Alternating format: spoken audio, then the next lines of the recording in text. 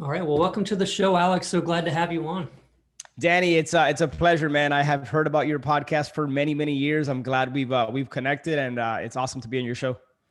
Yeah, man. Thanks. It is weird that we've not crossed paths with a lot of same friends and been in the business for similar amount of years. And even I just know. now, when we had that brief conversation, sort of our paths in the business have been pretty similar too. Yeah. And why don't we jump into that so everybody knows what we're talking about? You want to share your start in this business? Yeah, absolutely. So, I come from a Cuban family, really. Nobody in my family is an entrepreneur. My parents came over from Cuba in the 60s. Middle class family. I certainly didn't grow up with a silver spoon in my mouth, but I also didn't have some of the hardships that maybe some of your listeners have. But I was taught at a young age work ethic. And if you want something, believe in yourself, go out and get it. And I remember being 11, 10, 10, 11, 12 years old, growing up at on the baseball field. And I love sports cards. And that was my first introduction to buying something low, selling it for a little bit higher and making some money. And I would, buy for $1, sell for $2. And I didn't know it was basically wholesaling and flipping, but I liked that. And I got into college, and I don't know if it was an ego thing for me, Danny, but it was something, at least in my crazy head, prestigious or illustrious about like climbing the corporate ladder and being like the CEO of a big company. I think it was ego, honestly. And so I started interviewing with companies like Johnson and Johnson, General Motors, General Electric. Long story short, I got going for the accepted. big ones. Yeah, I Like, was I want going to for be the big CEO, ones. and then you're saying Johnson and Johnson. Like, whoa, Yeah, you're at the top. I've always been super, super ambitious. Ever since I was a kid, I've always been very ambitious. And I've failed significantly more times than I've succeeded. But I've learned so much from those failures. And I'm sure we'll talk about that at some point. But I ended up getting accepted into General Electric's financial management program, which was pretty cool because they only select like 40 to 50 people a year to groom as the future CFOs and CEOs of the company. You have those fork in the road moments in your life or business. For me, it was like 3 months into that job. I was averaging like 70, 75 hours a week. I was doing nothing but just being behind PowerPoint and Excel all day. And I've always been pretty decent, Danny, at reverse engineering what I wanted. Like thinking about the big picture and saying, okay, if I want this, how do I reverse engineer it and how do I actually get there?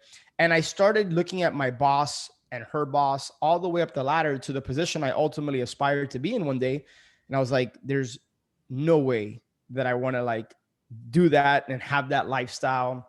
I mean, it was just crazy. So finished off that 2-year program, went backpacking around Europe to kind of figure out what I wanted to do with my life.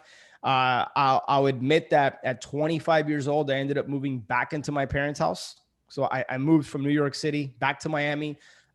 Single guy, 25 years old, living back home. It's not a good look, and I was motivated to like figure out what I wanted to do with my life at that point. So, picked up Rich Dad, Poor Dad. I'm sure you've never heard that before, right? And I'm like, what was that? No, I was just kidding. I was like, what is it? Yeah, exactly. Right. So, but no, it exposed me to like real estate, and so I was in Ibiza, and a friend of mine sent me an email. I was in an internet cafe, and this was like towards the tail end of my trip. I was going to be moving back to Miami, and I knew I didn't want to get a job. I just didn't know what I wanted to do yet. And he said, hey, I'm going to this marketing for deals boot camp in Atlanta. This was October of 2005. It was $997, which could have been like 100 grand to me at the time because I just didn't have much money. But I knew I had to do something. So made the decision, went to that boot camp, and I literally plucked out a pre-foreclosure letter from like the 3-ring manual that they give you. And I just made photocopies. Danny, it was so ghetto because you could literally see the black 3 holes from the printer. Like I didn't have any money, dude. I was bootstrapping this thing. I sent out like 300 and something pre-foreclosure letters, started getting some calls, fumbled my way into a contract. And my first deal was a short sale where we made 44 grand about 2 to 3 months after I started sending out those mailers. Nice. That was my introduction to real estate investing. And I didn't look back. That almost replaced my, my salary at GE. And yeah, man, from there, I just started kind of figuring it out, fumbling forward.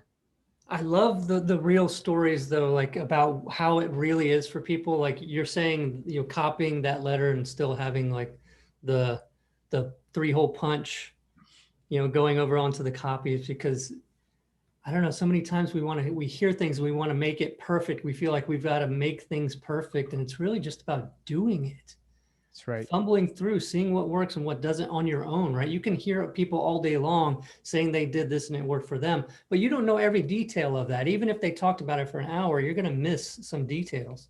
100%. When you come across doing it yourself, I'm speaking obviously to the audience, right? Anybody that's, struggled with getting things going, but they come across some of those moments where it's a gap in the knowledge where they didn't hear that in the talk or something.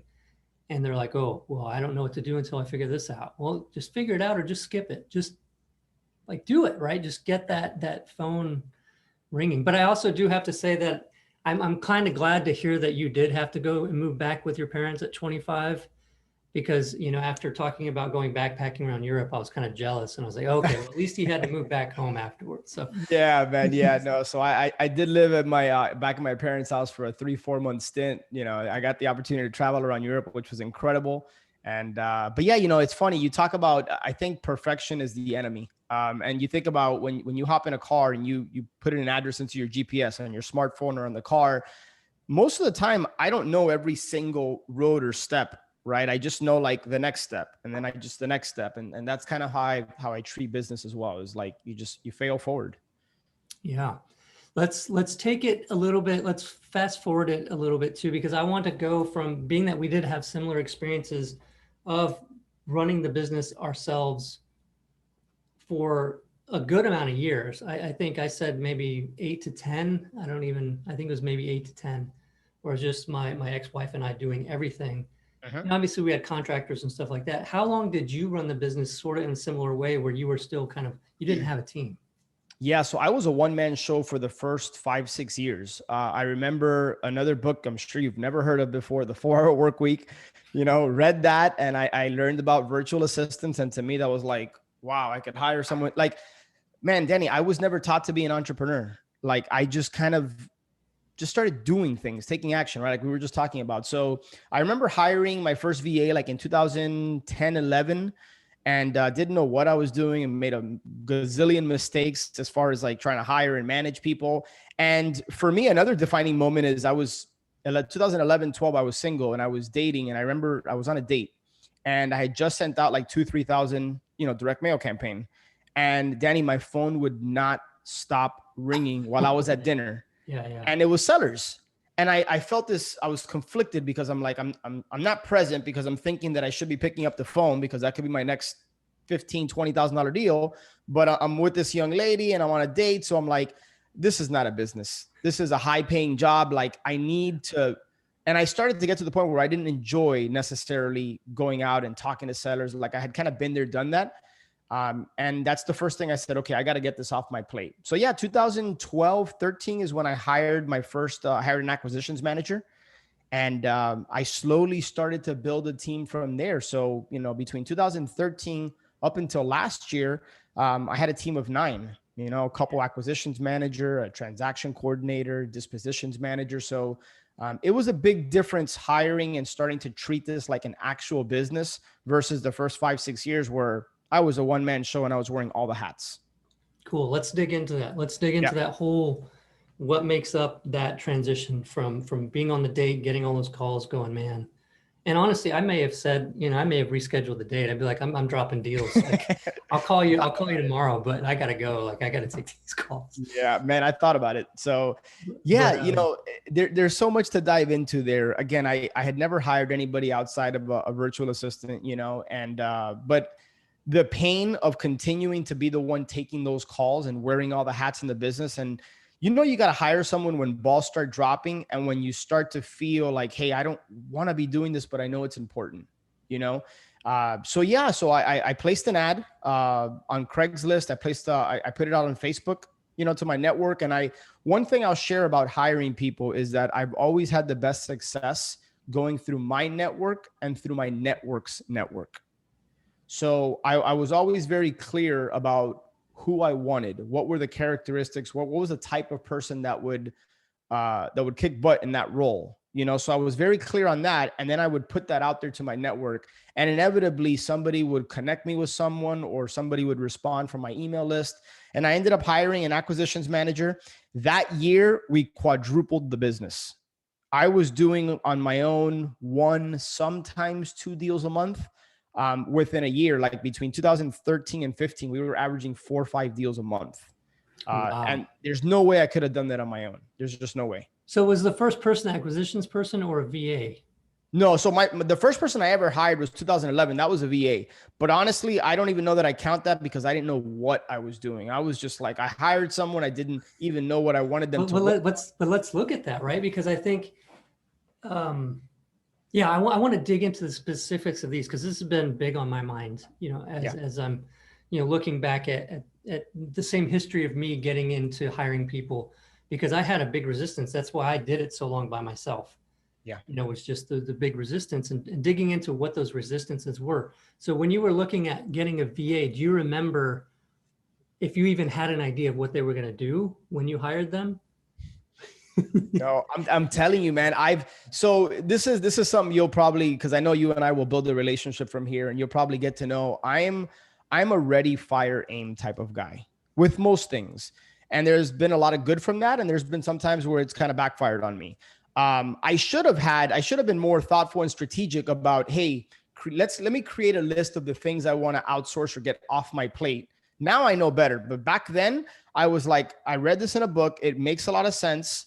Let me just go ahead and hire someone. I'll kind of figure it out. That wasn't the right approach. That's not what I'm recommending somebody do. You want to be very thoughtful and purposeful about identifying, like one of the exercises that I share with people, because I want to start to get into the weeds and give people some practical advice and things that have helped me, is take out a sheet of paper, just draw 3 lines. So you basically have 4 columns, and label each column. At the top, it's revenue generating activities that I enjoy. That's literally the title in the first column. The second one, revenue generating activities I don't enjoy. The third one, non-revenue generating activities I enjoy, and then non-revenue that I don't enjoy. And time block, and figure out what it is that you spend your time on for an entire week. Like literally write down every 15 to 30 minute blocks what it is that you're spending your time on, including the inefficiencies, like scrolling through Instagram and Facebook. Like actually document that. And then take that list, and your job is to transfer it into one of those columns. When you're done with that, you should be focusing on column 1. Revenue generating activities that you enjoy or give you energy. That's where you need to be spending the majority of your time. That's the best use of your time. Because whether you realize it or not, your time is worth something. Now, the question is, do you know what that is, and what value do you place on it? Because if you're spending your time, Danny, trying to fix your website, trying to design a business card, trying to, just things that are not generating revenue, man, like if you can hire somebody for 10, 15, 20 bucks an hour to do that, but your hour's worth 200 or 300 or 100, like you're tripping over dollars to get to pennies is the way I look at it. So that's an exercise that really helped me after I hired a VA, and I figured out, like, man, I don't know what to have this person do. I was just kind of like throwing stuff against the wall, and she didn't last long because she didn't have much guidance and direction from me. Before I hired the acquisitions manager, I got crystal clear, Danny, on what are the things that produce revenue that I enjoy. Everything else either needs to be done by somebody or handled by a system. So here are 4 things I always ask myself when I'm doing something. Can this be automated? Can it be delegated? Can it be outsourced? Or can I just delete it? Those are 4 questions that I ask myself whenever I do something. If it can be automated, fantastic. Let the system do the heavy lifting for you. If it can be outsourced or delegate, find out who's the right person to do it. Right. And then sometimes we just do tasks because, in my opinion, in my experience, I should say, we're just accustomed to doing them, but like, are they really serving you anymore? So sometimes we can manufacture and compress time just by taking stuff off our plate. Yeah. And I already, like, as you're saying that, I still do it to this day. There's things where it's faster for me to just do it than try to find somebody to do it or to show them how to do it. So how did you overcome that? I'm sure you had the same thing. Yeah, absolutely. I realized that if your ultimate goal is to build a business that's going to serve you and not the other way around. I find that most people have a business, but they're the servant to the business, right? If they stop working, the business stops. We love traveling. My family and I travel pretty often. And I didn't like back then that when I traveled, business shut down, Mm. and then I came back to an avalanche of emails and voicemails and just a catching up, right? You hear that all the time. Oh, I'm in catch up mode. I was tired of being in catch up mode. So I realized that the only way I could build a business is if I could get things off my plate. I'm only one man. There's only 24 hours in a day. And how is it that successful people out there can accomplish so many different things? We're all given the same amount of time. And the reason you do that is leverage, and you have to work with people. You have to build a team of the right people that love to do the things that are going to shine in areas that you're not going to shine in. So honestly, for me, it was just a mindset. It was just a decision that, hey, if I really want to build a business here, I can't be the one like pulling all the levers and wearing all the hats.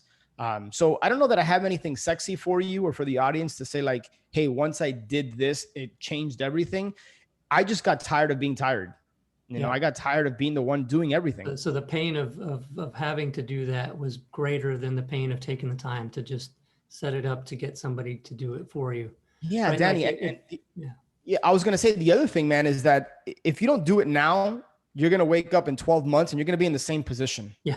So like eat the frog now. Yeah. And just, even though it might take you longer to do what it is you have to do, it's better to do it now, because then you have a process, you have a standard operating procedure or a system moving forward, and you can unplug yourself from the equation. Yeah. And it's such a false belief, and it's not even logical that it's faster for me to do it, because guess what? I'm going to have to do it next time and the next time and the next time. If I take the time instead to create that process that I can hand off to somebody on Upwork or whatever, I don't have to do it the next time and the next time and the next time. 100%. I learned from Michael Gerber when I read the E-Myth many, many years ago, is that devote some time every single week to work on the business. Most of us are so caught up in technician mode, working in the business, that if you never take the time to carve out to work on the business, like think big picture, like a CEO or an entrepreneur would be, you're always going to be the one like in the rat race, like on that hamster wheel within your own business, which becomes a prison. Like you become a prisoner in your own business. And that's, for me, that's not what business is about. Business is supposed to serve you and serve others, not the other way around. Yeah. It's so weird how it's like, it's incongruent, right? Like you're thinking, I've got my own business, I'm free, but you don't feel free. Like I feel as locked down or more, even, because I'm responsible, right? I can't just like kick my feet up and try to make it through the day, because I'm not going to get paid if I do that. That's right. 100%, man. Support the family. So I want to also ask, okay, so the acquisitions person, because I think I get a lot of questions about, well, how am I going to bring an acquisitions person on if I can't afford to pay them? Yeah. Yeah. And even with the commissions, like let's look at all those things. Well, first, I guess the clearer question is, how did you go about compensating your first acquisitions person? Great question, Danny. I'm going to answer your question in a second, but I want to kind of backtrack to what you said. Well, how can I afford them? I had that same mindset and thought. And I remember I asked my coach that same question. This was back in 2012. And because I didn't know how to do this. Like, how do I go about and hire an acquisitions manager? He told me something that to this day resonates with me. He said, how can you afford not to? And when he said that, the light bulb went off for me. So he recommended, and I kind of followed his advice. I didn't, while we were still doing some deals here or there, like I didn't have, I was thinking, man, I got to pay somebody $50,000, $60,000, $70,000 a year salary. Like I don't have that kind of money, right? I quickly learned that salespeople a good salesperson wants commission where they're not capped, right? They don't have a ceiling. So I actually paid them. My first acquisition manager was getting paid 25% of the gross profit, which is very high. Again, this was 2013. Didn't really know what I was doing. I was just figuring it all out. That's kind of the theme here with me. And I offered somebody 25% of the deal, because in my mind, Danny, if I didn't have to worry about taking the calls and meeting with the sellers and getting it under contract, if all I had to do was the marketing and connecting deals to buyers, in my mind, I was like, I'd give up a quarter of the deal for that. So yeah, for the first 2-3 years, that person was getting 25% of every single deal. Wow. But So like you said too, though, but you said you hired them on in that first year, you quadrupled yeah, the number of deals. quadrupled. So even 1/4 of that, I'm sure, is vastly offset by the increase that you got from retaining 75% of Uh, doing one, quadruple within 1 year. 100%, Danny. And again, there's no way that I would have been able to do that without working 18, 20 hours a day. And that's not what I wanted. I'm a big lifestyle guy. I realized this is I was creating a lifestyle business. And not just the fact that I was making more money by hiring somebody, but the fact that I could go on dates, I could travel, I could do things and not feel confined to my own business. And that anxiety, that stress that we feel coming back from a trip, we're like, oh, I got to catch up and I got all these things. That was almost probably worth it to me more than the additional revenue we were generating because I brought somebody on. Nice. Yeah. So what kinds of, did you run into any hiccups with that? I mean, as far as bringing them on and training them to take calls and go to appointments, what was that like, that bringing that person on and training them? Yeah. Let me tell you why. While I did make some mistakes, of course, I took the opposite approach I did when I hired a VA. Right, is before hiring that person, I had standard operating procedures in place for the different departments in my business. Again, that book E-Myth by Michael Gerber really had an impact on my life. I started to think like the entrepreneur, not like the technician. Hmm. So I probably spent a good 6 months, Danny, before hiring that person, and I actually started to document how I did the different things in my business, right? So one of the ways that I found very effective to document is like, take something simple like running comparable sales, running comps. I would just typically be technician. I'd go in there, run a comp, and then, did whatever I had to do with it, right? And then next property came up, I'd do it again. Well, I just used, at the time, it was called ScreenFlow Camtasia. Now there's a million tools. And I just documented in a short 10 to 15 minute video exactly how I went about running comparable sales. And I just talked through the process as if I was teaching a 15-year-old. So I would document that. And then what I did was I hired somebody. At the time, it was Odesk, which is now Upwork. I went out and I subcontracted and I hired someone and I said, hey, take this video and I want you to create a very simple step-by-step standard operating procedure, almost like a checklist, so that the end goal is I could hand this to a 15-year-old, they could read it and follow along and understand how to run comparables. So first I created a simple video and I talked through each step. And then I sent that video to a virtual assistant or somebody that could watch it and create an SOP. Think of like McDonald's, right? McDonald's, everything is in a binder. These are all procedures, processes. And I started to methodically do that with every single department in the business. So when I hired the acquisition manager, Danny, I basically had the front end of the business completely documented. Yeah, and I love this conversation so far because of the fact that you're showing when you hired the VA what you did, because I made the same mistake. I'll figure it out. I'll hire them. We'll figure out what they're going to do, what they're responsible for, and all. And it was a freaking nightmare, right? Because if you don't know what they are supposed to do, they don't know what they're supposed to do, and nobody Right. feels good when they don't know what they're supposed to do. They don't want to bug you, and then going from that to, that you need to hire this person, acquisition person. You kind of know what they're going to do, but you still waited until you had documented everything so that you could give them the binder. Yeah. Right. And the other thing that I think it's important, when I hired this person, Danny, I set them up for success. Juxtapose that to the virtual assistant. I didn't set her up for success. And what I mean by that is I didn't just hire her and say, hey, here are the videos, here are the SOPs, let me know how it goes, kind of thing. No, like I spent a good month with that acquisition manager and we trained every single day. We role played, we went on appointments together. She shadowed me. I would then have her do it. We would like set up strategic calls after where I would give her feedback and kind of coach her through the process. So I spent a lot of time and energy because I've realized that when you find the right person, it could be a game changer in your business. It really can. So I spent quite a bit of time with that person, not not only did she have the resources and the SOPs and the videos, but I was also pouring into her so that after the first 30, 45 days, like she was rocking, she was on her own. Yeah. Oh, it's amazing. Yeah, because for most people I talk to that bring on acquisition person, it takes them 1, 2, 3, 4, 5 people, and they feel like it's because they found the right person. Yeah. Whereas I don't know if, obviously there could be luck involved sometimes, but the fact that you just said you spent the whole month and you poured into to her to get her to this level because you're walking around with all this knowledge Yeah. and experience, and you have to transfer that experience. Even the written processes don't give the experience of doing it, right? And you talked about role play, like in nowadays with like call rail stuff like that, all the calls you can listen to what she's saying and what the conversations are, then go and like role play afterwards, say, what could have been better, do it this way, right? And then they're learning through experience. Yep. And that's really important. I didn't just throw her to the wolves, as they would say, for the first 2 weeks, all she did was shadow me. She shadowed me on phone calls. She shadowed me. And then after those calls, after those seller appointments, we would carve out an hour to 90 minutes where it was just Q&A. Hey, what were your takeaways? What are your questions? What are your comments?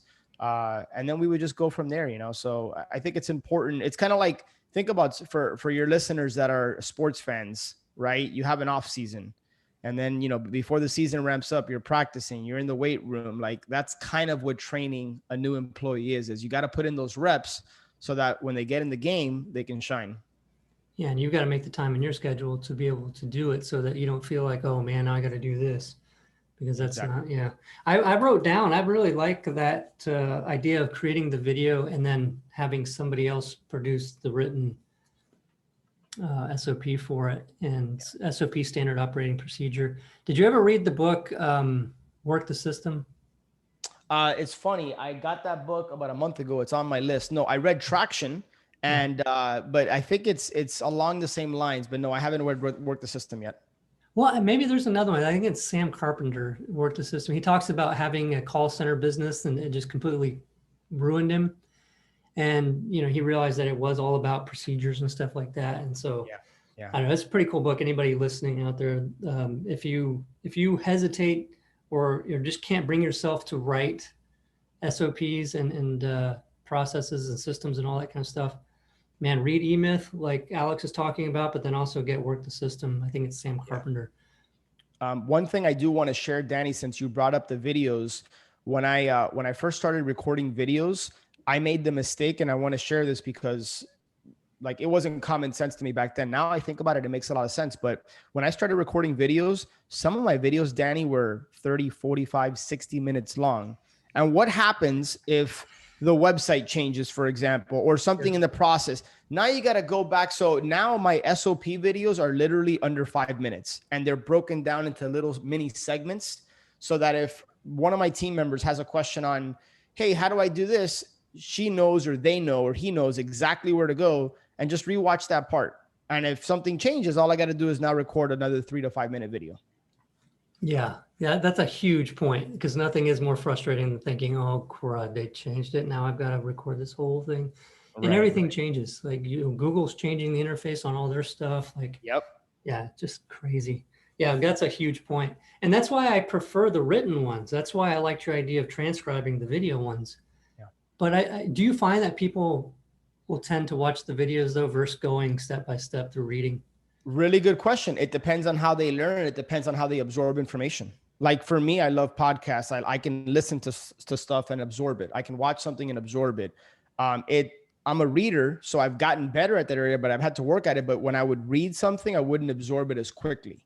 So you have to understand your team and how they absorb, how they learn. But that's why I like having the video along with the actual documented, the SOP, the written version. And by the way, this is not like, don't think a book in paragraphs of how to do something. Think very step by step. I mean, there's pictures, there's call outs, there's arrows, there's, bullet points. I mean, it's literally, the goal is you should be able to turn this over to somebody that has no idea about that task, and they should be able to successfully complete it.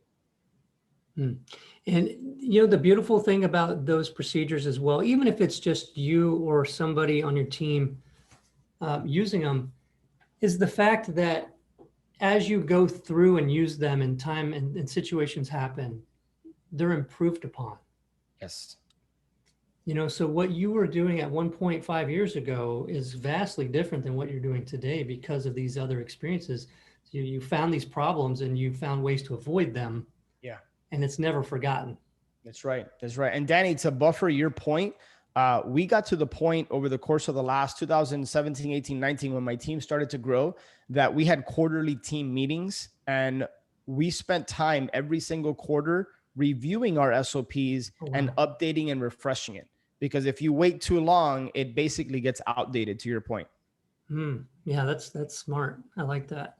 Yeah. How do you handle people, like empowering people on your team to make changes? Great, man. Phenomenal question. One of the biggest mistakes I think I have made and I've learned from as a leader is when you empower someone and then you go in and you micromanage and you basically like disempower them. You're essentially telling them that you don't trust them. So I had to get comfortable with the fact that people were going to screw up. People were going to make mistakes. There may be some lost deals and revenue, and that's painful, but that's how you grow. And so, provided that you've taken the steps to find the right people, assuming you've done that well and you know you have the right people, you have to let them learn on their own. And you have to hold them accountable. They have to know that there's accountability in place and there has to be buy-in. So like whenever I hire someone, I give them the big picture. Hey, I want you to think of yourself as a CEO of this particular department or this particular job. That's how I want you to treat this. You're not an employee. In fact, I don't even use the word employee. I use the word team members. You're a team member. You're the CEO of the acquisitions department.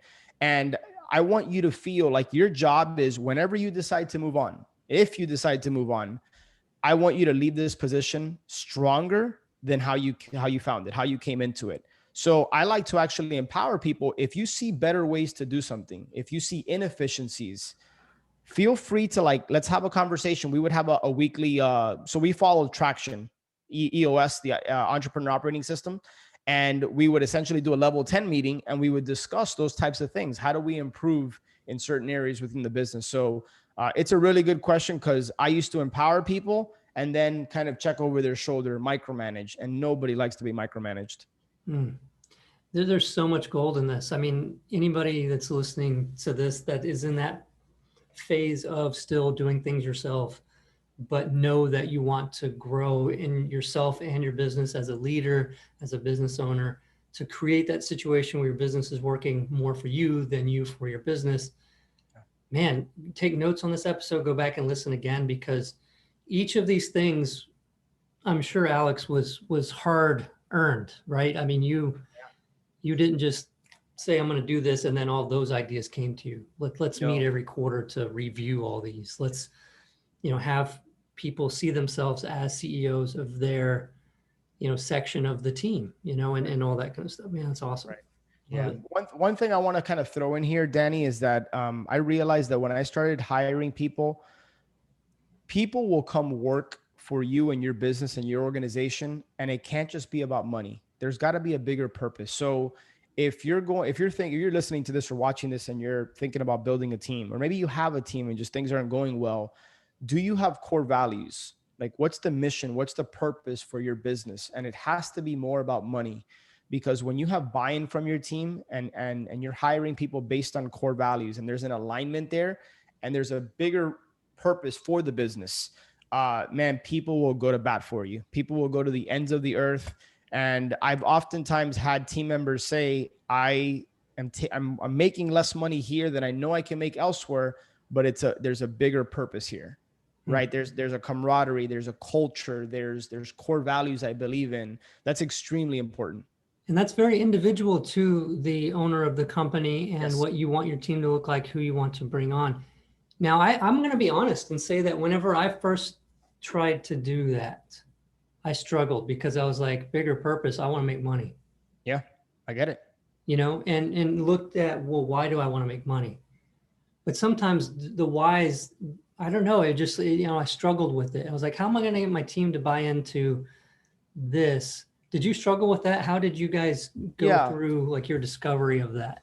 I ended up in 2018, I hired an EOS implementer. And the book Traction by Gino Wickman can kind of walk you through this process. It's a framework for operating your business. It's an operating system. And that's when I really realized the importance of having documented core values that people actually bought into. And yeah, Danny, you're 100% right, man. Up until that point, and even past that point, look, we're running a business. Revenue is important. Revenue is a priority. You got to make money. Otherwise, what are you really doing? Right. But I realized that when I didn't focus solely on the revenue, and I had the big picture in mind about the purpose. And for our purpose, it wasn't necessarily about helping homeowners. That's a service. But for us, it was about building leaders and team members. When I was hiring a lot of people, it was about, I wanted to empower these people to be leaders. I wanted them that if they wanted to go off on their own, I would support that. I would encourage that. And I wanted them to eventually walk away from our business with growth, like growing as a person, growing as a leader. So that was our purpose. That was our mission. And it was about the team. And when I poured into the team, they would naturally pour out into the homeowners we worked with the investors, title companies, everybody that we would communicate with. So listen, I don't want to sound like I'm running a nonprofit here. Revenue is extremely important, and more important than revenue is profit. That's a whole separate conversation. But yeah, I think when you can make it, Danny, more than just the money, people will go a lot further and your business will start to grow even more. Yeah, I like what you were saying about, building leaders and having that as being a purpose, because, for me, I liked being challenged, and I feel like if you are that type of person that can challenge people to grow a team of people that like being challenged, yeah, it's just a beautiful situation, right? I mean, because it makes, if you're just doing stuff to say, I got it all done, okay, see you later. You're not building anything. You're not building yourself. So it's really nice. I like that. And when you were talking about the, helping homeowners, because I've been through that too, where I was like, all right, well, our core values are, we want to improve the neighborhoods and all that kind of stuff. I was like, I'm not fully buying into that. Exactly. And it's easy to make it, to put the part of our mind of like, we're going to put this on our website so people are going to see it, right? And so we got to make sure that's wrong. It's not for that. Agree with you. That's right. That's right. Be authentic, be genuine. Like that whole thing, we operate with integrity and we want to beautify the neighborhoods. And if that doesn't strike a chord with you and that doesn't resonate with you, don't BS people, because they're going to read right through it. Like there's no right or wrong here. This is your business. So what is your mission? What's your purpose? Whatever that is, then live by it, operate by it. You know what I mean? Like, don't just throw up words that look pretty and look good to make other people feel good. Like it's got to resonate with you. And I knew for me, like I hadn't talked to a homeowner in years and like, I didn't have that connection anymore. Yeah. I want to help people, of course, but that's not why I was in business. Right. I was in business because I wanted to work with the right people. I wanted to grow leaders, and then naturally they would have a ripple effect and do what they had to do out in our market. And I know that since you mentioned Traction and entrepreneur operating system, that is the framework that Traction talks about. The part of that I really like is they have what's it called? The people analyzer, I think. Yeah, people analyzer. Right. Right. So you're actually using those core values. It's not just, here's the core values, let's all, live by this. You actually hire based on those core values, and then you analyze people over time on your team, how they're, living those core values. That you're 100% right, Danny. The first box that has to get checked: never hire somebody that doesn't fit every single one of your core values. I mean, that's the way to sink the ship. So you hire, train, and fire based on core values. Obviously, there has to be a certain level of competency, of course. Right. But yeah, it's based on core values first. And that's why people say don't use something like integrity, because everybody that you interact with should have integrity, right? I mean, that's a given. You have a deeper meaning to it or something, but yep, I agree with you. It's not. Does this person have integrity? Well, I mean, it's going to be obvious that if they don't, that they're not a good fit for most people, unless you're a criminal, right? Right. Yeah. I've never spoken to somebody that would hire someone if they didn't have integrity. So that's just kind of a given. They call that something. But anyway, yeah, it can be interesting coming up with core values. And I think the first time I did it was like 30 minutes. those got trashed when I took it seriously and did it the right way. Yeah. Because In then the I book, ended up taking a couple in days. Traction and in YouTube, Gino Wickman has videos, and the book will walk you through the exercise of how do you identify what your actual core values are. It's, to your point, it's not something you just like think about and write down, okay, those are our core values. No, there's a way to kind of uncover and extract what your core values are. Right. And it's not something to use it as an excuse to not bring on help, right? To say, well, I don't know what they are and I don't know what type of person. It's like, I'm sure you didn't figure out core values before you brought your acquisition person on, right? No, I didn't. Yeah. Yep. Have you Yep. had anybody leave and become your competition? Yeah, it's happened a couple of times. And I've changed my mindset about that. And I know sometimes people give lip service. I truly believe collaboration over competition. Now, when I hire somebody and I train them and I pour a lot into them, do I want them to leave? Not really, but if that's what they're meant to do, I generally speaking, I don't hire entrepreneurs. What I mean by that is if someone's a natural entrepreneur, like that person, I already know that they're going to go out and do their own thing. Now, if people grow and develop themselves and they aspire to do that, then I encourage that. And I figure out, hey, how can we work together? How can 1 + 1 = 10 here? So no, when I hire somebody, do I want them to leave in 3 months? Of course not. Right. But if they ultimately desire to do that, then I support them and I figure out, hey, how can we support each other? How can we help each other? How can we grow and do more together? Yeah, that's a good perspective on it, right? Because if I'm understanding correctly, you're saying it's about the intention of the person, right? If they're coming on solely to copy everything that you've done, not a good fit. Not really. Yeah, you're not going to pay lip service and say, "Oh, I'm okay with it." Right. It's not cool, right? But if you're coming in genuinely wanting to be a part of something, and you find that through your growth, you got to a point where it's time for you to leave to continue growing, you'll support that.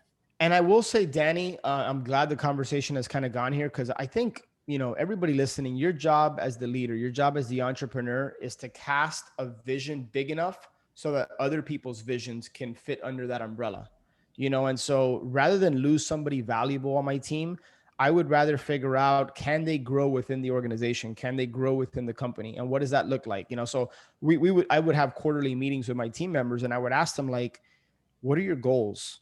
Like, where are you at in that process? How can I help you? How can I support you? Like, if you were to ask and interview my team members, like, they knew I gave a crap about them. Like, I genuinely cared about them and the direction that they wanted to go. And I would support that to the best of my ability. So rather than have somebody leave, I would figure out if somebody just wanted more challenge, wanted more growth, can I provide that within the structure of my business? At what point, we're going to be running out of time here in just a little bit, but with the acquisitions person, who did you bring on next on the team? Yeah. So, acquisitions person was the first person. The second person I hired was a lead manager. Why? Because really good salespeople don't want to be bogged down on the phone with non-qualified leads. And I started to increase my marketing. We started to generate more leads. And I went to that person. I said, hey, like, I'm seeing that there's a little bit of a bandwidth issue, and that's one thing that you have to have lines of communication open with every single one of your team members. And they told me, like, I could really use somebody that could help me with the leads. So I ended up hiring a leads manager, and her job was just to process incoming leads, do some follow-up, and make sure that the qualified prospects, the motivated sellers, were the ones that my acquisition manager was focused on. Kind of the 80-20 rule. So did that for about 6 to 12 months. And then it got to the point where I was still wearing the dispositions hat, dispositions and the transaction coordination. And so I ended up hiring a dispositions manager about a year later because I wanted to remove myself from that department. During that time, I started to document processes, procedures on how do I dispose properties? How do I build a buyer's list? What do those conversations and relationships look like? So I actually started to document that process. Hired a dispositions manager. Then I hired a transaction coordinator, somebody that could work with all the parties involved, the title company, and made sure that when we got contracts, they got to the closing table. Nice. Yeah. Yeah. Did you feel like you started needing somebody as, I always feel weird about calling it a COO in such a small company, but a chief operating, somebody like a general manager. Yeah. Well, so it's funny that you asked me that, because that kind of, I think, is an interesting kind of case study, for lack of a better word, for allowing people to grow within your organization. Uh-huh. My dispositions manager, who also happened to double up and handle marketing, he wanted growth and he was a rock star. And that growth, he essentially evolved and transitioned into more of a COO role, where he could take on more responsibility and kind of like manage the operations of the business. So I was like you, man. I'm like, man, we're a relatively small team, 7, 8, 9 people. Like, well, I don't really need a COO. But really, whether you realize it or not, I was wearing that COO hat. I was still running the sales meetings. I was running the level 10 meetings. When I got him involved, he started to take over those things. He started to then track the key performance indicators, the KPIs, hold people accountable to their numbers, where I no longer had to do that. And then That's a he and I whole, would just have a weekly meeting. yeah. Oh, it's nice. I like that. I like bringing that person up into it and taking that. And I like how you said too, that, whether you realized it or not, and that's the key, whether you realized it, even if you feel like, well, I'm doing this, but there's not that much to it. It's still taking some of your energy off of the bigger company, working on the company stuff.